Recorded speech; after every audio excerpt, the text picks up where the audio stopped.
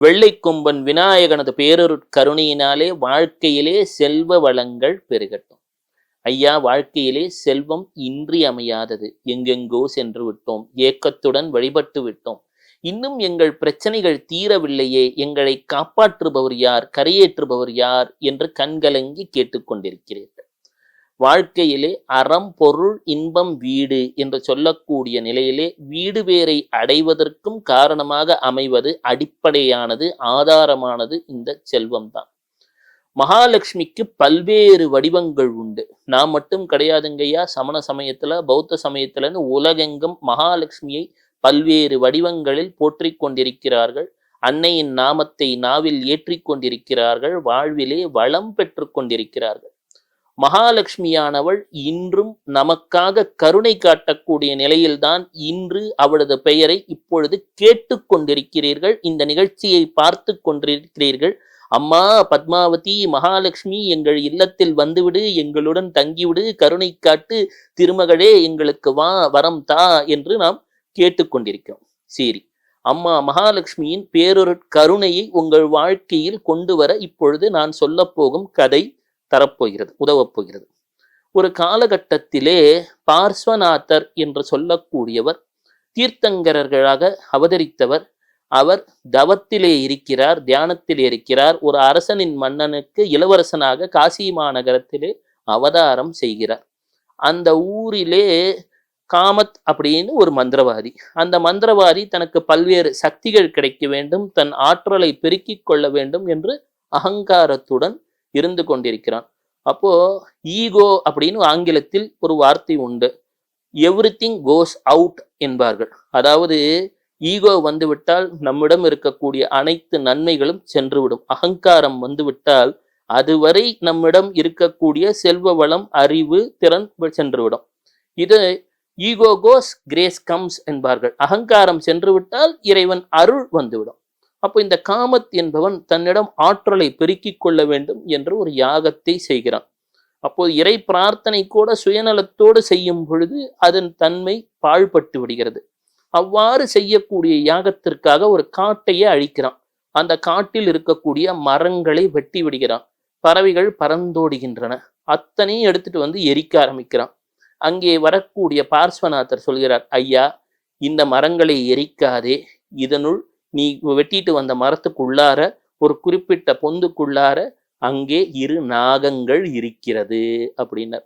அவனால ஏத்துக்கவே முடியல. நீயோ ஒரு பெரிய இளவரசன், நீ என்னுடைய மந்திர சக்தியை நான் பெருக்கிக்கிறத நீ தடை பண்ண பாக்குற அப்படின்னார். ஐயா, உன் மனசு புண்படணும்னு சொல்லல. நிஜமாலுமே நீ வெட்டிட்டு வந்த மரக்கிளைக்குள்ள இருக்கணும்னு அதை எரிச்சிட்டு இருக்கிற மரக்கிளையை எடுத்து பார்த்தா அதுக்குள்ள 2 நாகங்கள். அந்த 2 நாகங்களை காப்பாற்ற முயற்சிக்கிறார்கள். எனினும் அவை இறந்து விடுகின்றன. எனினும் அந்த நேரத்தில் பார்ஸ்வநாதரின் கருணை அந்த நாகத்தின் மீது பட்டு விடுகிறது. அச்சோ, இந்த 2 உயிர்கள் துன்பப்படுகிறது. எப்போ ஒரு நல்லவங்க, ஒரு பெரிய மகான், ஒரு ஞானி, ஒரு சித்த புருஷர், ஒரு அவதாரம் நமக்காக மனம் இறங்கி விடுகிறார்களோ அடுத்த நிலையிலே கர்மா நீங்கி விடுகிறது. அவர்களது மறுபிறப்பிலே தரணேந்திரனாகவும் அன்னை பத்மாவதியாகவும் தேவலோகத்திலே அமர்கிறார்கள். இந்திராணியாகவும் அவர் இந்திரனாகவும் நாகலோகத்தையும் ஆழ்கிறார்கள். நாக யக்ஷினியாக வரம் தருகிறார், வெள்ளா வளமும் தருகிறார். எப்பவுமே அது போன்ற ஒரு நன்மை அடைந்தாலும் நமக்கு அது செய்தவர்களை மறந்து விடக்கூடாது. அன்னை பத்மாவதி இதை மனதிலே வைத்து கொண்டே இருக்கிறார். அன்னை பத்மாவதி தலையிலே 7 நாகங்கள் குடைபிடிக்க, கீழே ஒரு நாக வாகனம், அதில் ஒரு கோழியின் முகம், குக்கூட வாகனம்னு சொல்லுவாங்க. ஒரு கையில் தேங்காய், ஒரு கையிலே தாமரை பூ, அப்புறம் பாசம், அங்குசம், இதெல்லாம் ஏந்திய அந்த நாகராணி, நாகயக்ஷினி 2 கையிலே நாகபாசம், இதையெல்லாம் ஏந்திய அந்த நாகராணி உலகத்தை காப்பாற்ற கருணை கொண்டிருக்கிறாள். பாதாள லோகத்திலே சதா தியானத்திலே அமர்ந்திருக்கிறார்.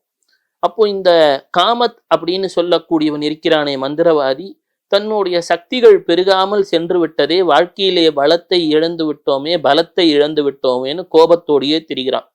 எந்த எண்ணத்தோட நாம மனசுல திரிகிறோமோ அது நம் அடுத்த பிறவிக்கு காரணமாகி விடுகிறது. அப்போ இந்த காமத் இவ்வாறே கோபத்துடன் சென்றவுடன் அடுத்த பிறவியிலே மேகமாலி என்ற அசுரனாகி விடுகிறான். சிலர் கேட்கறாங்க, இப்ப நான் கஷ்டப்படுறேனே, அப்படி கடவுளை இவ்வளவு கும்பிடுறேன், ஆலயங்களுக்கு செல்கிறேனே, அம்மா பத்மாவதி, அம்மா மகாலட்சுமி எனக்கு காப்பாத்தும்மா, திருமகளே எனக்கு செல்வத்தை தாமா அப்படின்லாம் வேண்டி வணங்குறேனே, ஒவ்வொரு முறையும் அந்த நாராயணனிடம் செல்கிறேனே, சிவனிடம் செல்கிறேனே, ஒவ்வொரு ஆலயமாக செல்கிறேனே, எனக்கு ஏன் அந்த தாய் பராசக்தி கருணை காட்ட மாட்டேன்றா, அவளுக்கு என் மேல கருணை இல்லையா அப்படின்லாம் அழறீங்க. ஆனால் நீங்க பார்க்கக்கூடிய காலகட்டம் என்பது ஒரு சாவியின் துவாரத்துக்குள் இருக்கக்கூடிய சிறிய காலகட்டம் தான். இதை தாண்டி ஒரு அகண்ட காலம் உள்ளது. அதை அந்த ஆலகால சிவனையே அறிவான். அதுல நீங்க ரொம்ப நல்லா இருக்க போறீங்க. எனினும் இந்த காமத் என்பவன் அந்த கோபத்துடன் சென்றதாலே அடுத்த பிறவியிலே மேகமாலி என்ற அசுரனாக பிறக்கிறான். பார்சுவநாதர் இதையெல்லாம் மறந்து விட்டார். கோபத்தையும் மறந்து விட்டார். எந்த உயிர் மீதும் அவருக்கு அன்புதான். சென்று தியானத்திலே தவத்திலே அமர்கிறார். அமர்ந்ததும் மேகமாலி ஒரு பெரும் மழையை கொண்டு வருகிறான். அந்த மழையிலே தண்ணீரிலே நகரங்கள் மூழ்கத் துவங்குகின்றன. பார்ஸ்வநாதரை சுற்றி தண்ணீர் ஏறத் துவங்குகிறது. எனினும் தியானத்திலே லயித்திருக்கும் அவர் அதை பற்றியெல்லாம் கவலைப்படல. எல்லாரும் நல்லா இருக்கட்டும், எல்லா உயிரும் இன்றுற்று இருப்பது அன்றி வேறொன்று அறியேன் பராபரமே அப்படின்றதுதான் துறவிகளுடைய நிலை. அப்ப எல்லா உயிரும் இன்புற்று இருக்கணுமே அப்படின்னு தியானத்திலே தவத்திலே அமர்ந்திருக்கிறார். சுற்றி இருக்கக்கூடிய தண்ணீரின் அளவு அவரை மூழ்கத் துவங்குகிறது. அப்பொழுதுதான் தரணேந்திரனும் அம்மா பத்மாவதியும் வருகிறார்கள். ஆஹா, இவர் நமக்கு நாம் நாக வடிவிலே இருந்த பொழுது நமக்கு அருளியவராயிற்றே, இவரை நாம் காப்பாற்ற வேண்டுமே, கரை சேர்க்க வேண்டுமே என்று தாமரை வடிவிலே அந்த தரணேந்திரன் என்ற இந்திரன் வடிவடிக்கிறார்.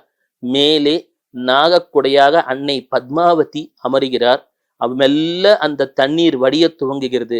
மேகமாலி எனும் அந்த அசுரன் கண்ணீர் விடுகிறான். ஐயா, உங்களுக்கு நான் கெடுதலை செய்ய நினைச்சிட்டேனே, என்னை மன்னிச்சிருங்கய்யான்னு.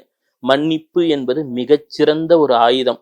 அப்போ தரணேந்திரன் சொல்கிறார், நான் இவரை தண்டிக்கட்டுமா? வேண்டாம், கருணையுடன் மன்னித்து விடு. அந்த மன்னிப்பு என சொல்லக்கூடிய ஆயுதம் அந்த மேகமாலியை திருத்த துவங்குகிறது. இது நடந்ததுமே அங்கே எங்கும் அமைதி சூழத் துவங்குகிறது. பார்ஸ்வநாதர் அருளுகிறார், நீ நாகயக்ஷினியாக என்றும் அருளுவாயாக. யாரெல்லாம் என்னை வேண்டி வணங்குகிறார்களோ, இப்பவுமே நீங்க பார்ஸ்வநாதரை மனதார நினைச்சிட்டு இருக்கீங்க. இப்ப இந்த கரையை கேட்கிறவங்க ஒவ்வொருத்தரும் பார்ஸ்வநாதரே எங்களுக்கு உதவுங்க, எங்களுக்கு வாழ்க்கையிலே ஒரு நன்மை ஏற்பட வேண்டும், எங்களுக்கு வாழ்க்கையிலே வளம் வேண்டும், இந்த வறுமை நீங்க வேண்டும், செல்வம் கிடைக்க வேண்டும், ஆரோக்கியம் பெருக வேண்டும், ஐஸ்வர்யம் பெருக வேண்டும் என்ற உங்கள் உலகாயுத தேவைகளையும் வேண்டிக் கொள்ளுங்கள். பார்ஸ்வநாதரின் அந்த நாகயக்ஷினியாக இருக்கக்கூடியவர் அம்மா பத்மாவதியும் தரணேந்திரரும் கட்டாயம் அருள்வார். வாழ்க்கையில மிகப்பெரிய நாகதோஷங்கள் இருப்பவர்கள் அறிந்தோ அறியாமலோ எத்தனையோ உயிருக்கு நாம் தீங்கை செய்து விடுகிறோம். அந்த தீங்கெல்லாம் நம்மை வாழ்க்கையை விட்டு அகல வேண்டும். அந்த எல்லா கஷ்டங்களும் விலக வேண்டும். நாம் அனுபவிக்கக்கூடிய இந்த துன்பங்களுக்கு காரணம் நம் கர்மா. நாம் இனி கர்மாவை செய்யாமல் இருக்க முயற்சி செய்யலாம்.